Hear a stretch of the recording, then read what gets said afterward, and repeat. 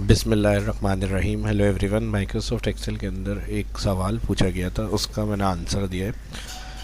यहाँ हमारे पास जीआर है और नेम है, टॉपिक है। वो रिज़ल्ट शीट रिकॉर्ड मेंटेन करते हैं। तो उनका मसला ये था कि अगर कोई कंप्यूटर है तो कंप्यूटर ही आना चाहिए सब्जेक्ट, और अगर कोई साइंस है तो यहाँ पर हमारे पास बायोलॉजी है, और साइंस है तो बायोलॉजी सब्जेक्ट शो होना चाहिए उनका जीआर और नेम का। और उसके अलावा अगर यहाँ पर कॉमर्स है तो यहाँ पर उनका अकाउंट्स लिखा हुआ, यानी डिपेंडेंट होना चाहिए। अगर इधर जो एंट्री हमने करी हुई उनका रिज़ल्ट का कोई इशू था तो वो चाह रहे उन जीआर नंबर और नेम का जो सब्जेक्ट होगा ना, उस हिसाब से उनके टॉपिक होने चाहिए। यानी कॉमर्स है अगर तो उनके अकाउंट्स और ये सारे टॉपिक्स आए, और कंप्यूटर है तो कंप्यूटर ही आए, और साइंस है तो बायोलॉजी है।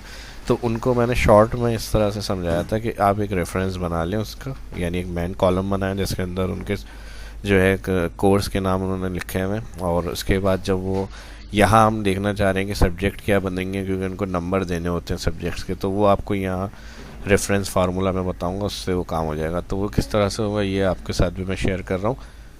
एक तो मेन डेटा उन्होंने मेन अलग शीट पे बनाया हुआ था, मैंने एक ही शीट पे दोनों चीज़ें समझाई। एक शीट पे उन्होंने सारे रिकॉर्ड रखे हुए थे, दूसरी शीट पे मैंने बताया था। तो मैं इसी शीट में आपको समझा रहा हूँ। यहाँ पर जीआर और नेम सेलेक्ट करें, जीआर से नाम आ जाए तो यहाँ से डेटा में उनका जीआर के लिए डेटा रिलेशन लिस्ट में जाएंगे। यहाँ पे सोर्स ऑल कॉलम सिलेक्ट, ये मैंने सीरियल रखे हुए हैं 1 2 3, जो भी जीआर नंबर होगा वो आप यहाँ से,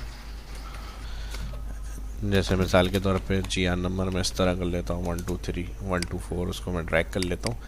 अब ये सारे लिस्ट यहाँ पर है। इसके अंदर नेम आ जाए तो नेम के लिए हम सिंपल यहाँ पर वी लुकअप लगाएंगे, equal V lookup, cell select करा हमने, लुकअप वैल्यू, फिर कॉमा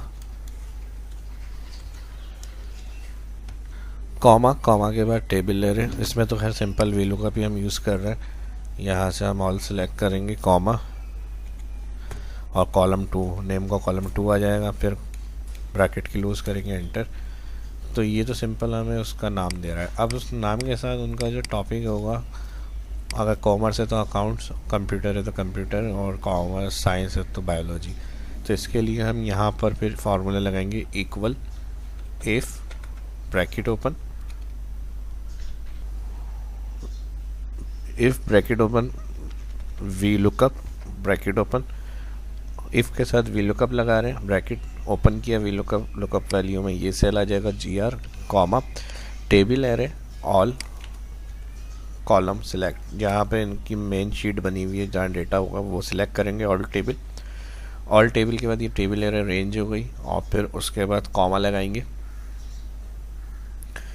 कॉमा के बाद कॉलम इंडेक्स, अब क्योंकि सब्जेक्ट्स चेक करने हैं तो कॉलम 3 हो गया, नेम 2 है और टॉप कॉलम नंबर 3, ब्रैकेट की क्लोज करेंगे, कॉमा फॉल्स। ये वी लुकअप काम कर रहा है, और वी लुकअप का फार्मूला हम इफ़ के साथ लगा रहे हैं लॉजिकल कंडीशन के अंदर। तो यहाँ पर फॉल्स, वी लुकअप का काम ख़त्म। अब ये काम क्या करेगा, इफ़ को लॉजिकल कंडीशन में वी लुकअप जो रिटर्न करेगा, यहाँ इस नंबर को चेक करके यहाँ कॉलम नंबर 3 बताएगा इफ़ को। अब लॉजिकल टेक्स्ट में वी लुकअप आ गया, हमने कहा अगर ये बराबर होता है इन्वर्टेड कॉमा, फर्स्ट कंडीशन हम लगा रहे हैं कॉमर्स, ठीक है जी। फर्स्ट कंडीशन हम लगा रहे हैं कॉमर्स, यानी अगर ये जो वी लुकअप सर्च कर रहा है डेटा मेन डेटा में, उसका कॉलम नंबर 3 के अंदर अगर आंसर कॉमर्स होता है, हम इफ़ से कैलकुलेट कर रहे हैं इसको कि बराबर होता है अगर कॉमर्स, तो कॉमा, जैसे ही कॉमा लगेंगे वैल्यू ऑफ ट्रू। तो अब हमने क्या कहा था, कंडीशन कुछ इस तरह, अगर कॉमर्स होगा तो अकाउंट्स लिखा होना चाहिए, तो हमने यहाँ पर दे दिया अकाउंट्स, फिर ब्रैकेट की क्लोज, कॉमा। अब नेस्टेड इफ़ का यूज़ करेंगे, हर इफ़ जो है उसकी फॉल्स कंडीशन में जो होगा वो चलेगा, तो वो नेस्टेड इफ़ होता है। तो इसको पूरा फार्मूले को कॉपी कर लेते हैं, यहाँ से कॉमा सिलेक्ट नहीं कर रहा हूँ मैं, इन्वर्टेड कॉमा तक, इक्वल सिलेक्ट नहीं कर रहा और कॉमा सिलेक्ट नहीं कर रहा, यहाँ से यहाँ तक कंट्रोल C कॉपी, पूरा फार्मूला कॉपी कर लें, क्योंकि सेम यही कंडीशन नेक्स्ट हम लगाएंगे साइंस के लिए, क्योंकि साइंस होगा तो बराबर होना चाहिए बायोलॉजी, जो टॉपिक होगा उनका बायोलॉजी है। जब कंप्यूटर होगा तो लास्ट फॉल्स कंडीशन डायरेक्ट लिख लेंगे कंप्यूटर। तो इसको कंट्रोल C कॉपी किया, कॉमा के बाद क्लिक करेंगे और कंट्रोल V,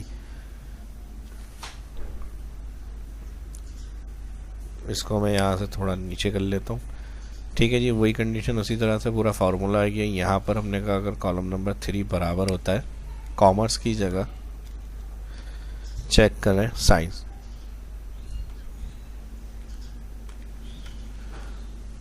ठीक है जी, साइंस ये चेंज कर दिया, तो कॉमा यहाँ साइंस पे आपको क्या शो करना है, बायोलॉजी।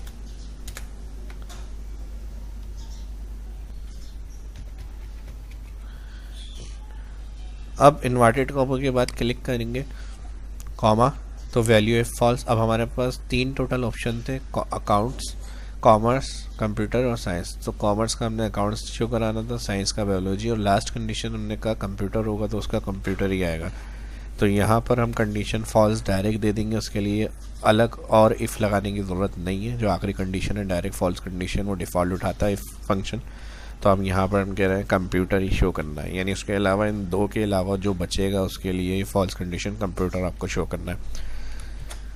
इफ़ से रिलेटेड लॉजिकल फंक्शन के हवाले से और वीडियो मेरी शाह इस्लाम यूट्यूब चैनल पे अपलोड हुई है। फर्स्ट अगर बिगनर इस वीडियो को देख रहे हैं, कुछ क्लियर नहीं है इसमें कॉन्सेप्ट, तो आप वो चैनल मेरा जाके वॉच कर सकते हैं लॉजिकल कंडीशन के हवाले से। और इस वीडियो के डिस्क्रिप्शन में भी और मज़ीद लिंक मिल जाएंगे एडवांस एक्सेल फार्मूला के, वो भी डिटेल से आप जाके देख सकते हैं। तो यहाँ पर 2 इफ़ कंडीशन लगी थी, बाकी वीलुकअप ओपन किया था, वीलुकअप का ब्रैकेट यहाँ क्लोज हो गया। जितनी इफ़ कंडीशन लगती है उतने ब्रैकेट एक साथ क्लोज होता है। यहाँ पर 1 2 इफ़ कंडीशन थी, दोनों ब्रैकेट क्लोज कर लिए। एंटर करके देखते हैं आंसर हमारा क्या आ रहा है। यहाँ पर एसन जो है वो साइंस के हैं, तो यहाँ हमारे पास आंसर में बायोलॉजी प्रिंट होना चाहिए रिजल्ट।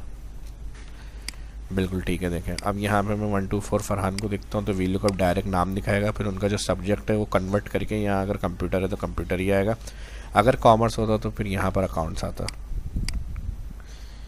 ठीक है जी, कंप्यूटर है तो कंप्यूटर ही शो हो रहा है यहाँ पे। अच्छा, यहाँ पे फार्मूले में थोड़ी सी मिस्टेक हुई है, उसको एडिट कर लेते हैं, कंप्यूटर। ठीक है, एडिट के लिए आप सेल पे क्लिक करके फार्मूला बार में जाके फार्मूला एडिट कर सकते हैं। अब मैं इसको अगर यहाँ से कॉमर्स कर देता हूँ, Ctrl+C Ctrl+V, तो अब यहाँ अकाउंट्स हो गया। तो ये सोल्यूशन इस तरह से मैंने उनको बताया था और उनका काम ईजी हो गया था और उनका मसला हल हो गया था। तो इससे वो फिर और चीज़ें जो होंगी उनकी समझ में आ गई थी। तो यही टॉपिक मैंने कहा आप लोगों के साथ भी इस वीडियो के अंदर शेयर करता हूँ, और उम्मीद करता हूँ कि वीडियो आपके लिए भी हेल्पफुल रही होगी। इसमें फार्मूला मर्जिंग, वीलुकअप अगर आपने किया हुआ है तो इफ़ के साथ उसको किस तरह से यूज़ करेंगे, और इस तरह से अगर हमें डिपेंड सेल्स को चेक करना है, यानी इसके साथ कोई दूसरी वैल्यू को हमें ज़ाहिर करनी है अदर कॉलम में, उन्हीं कॉलम और नेम को देखते हुए, तो किस तरह से होगी, ये सब आज की इस क्लास के अंदर मैंने आपको बताया। और उम्मीद करता हूँ कि वीडियो आपको पसंद आई होगी। वीडियो पसंद आई तो लाइक करें, फर्स्ट डे इस वीडियो तो देख रहे हैं चैनल को सब्सक्राइब कर लें, आने वाली वीडियो के लिए बेल आइकन पर क्लिक करना ना भूलें। अपना ख्याल रखें, दुआ में रखें। मिलते हैं नेक्स्ट वीडियो में। शाह इस्लाम को इजाज़त दीजिए। अल्लाह हाफिज़।